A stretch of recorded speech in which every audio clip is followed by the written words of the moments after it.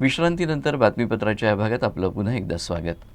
बुलढाणा जिल्ह्यातील शेगाव इथं केंद्रीय आयुष मंत्रालयाच्या वतीनं आयोजित 4 दिवसीय राष्ट्रीय आरोग्य मेळाव्यात आज 26 फेब्रुवारी रोजी आजीबाईंचा बटवा या उपक्रमांतर्गत घरगुती आयुर्वेदिक उपचार पद्धतींचं प्रात्यक्षिक सादर करण्यात आलं. सहज उपलब्ध आयुर्वेदिक वनस्पती आणि घरातील आयुर्वेदिक वस्तूंचा विविध आजारांवर कसा प्रभावी उपयोग करता येतो याची माहिती या दरम्यान देण्यात आली. आपल्याला सहज उपलब्ध होणाऱ्या आयुर्वेदिक वनस्पतींचा उपयोग कोणकोणत्या आजारावर प्रभावीरित्या होतो याची माहिती वैद्यांनी दिली. शिवाय घरात उपलब्ध असलेल्या आयुर्वेदिक वस्तूंचाही उपयोग कोणत्या आजारावर कसा करायचा याबाबतही मार्गदर्शन करण्यात आलं. तर शेतकरी बांधवांसाठी आयुर्वेदिक शेती उत्पादन आणि विक्री मार्गदर्शन कार्यक्रमाचंही आयोजन करण्यात आलं होतं. शेतकऱ्यांसाठी वनौषधी शेती, प्रक्रिया आणि विपणन यावर तज्ज्ञांचं मार्गदर्शन करण्यात आलं.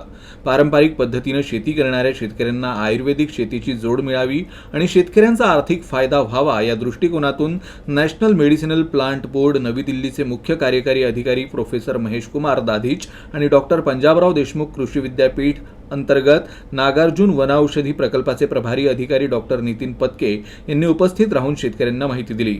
या कार्यक्रमाला केंद्रीय आयुष मंत्री प्रतापराव जाधव यांची देखील उपस्थिती होती.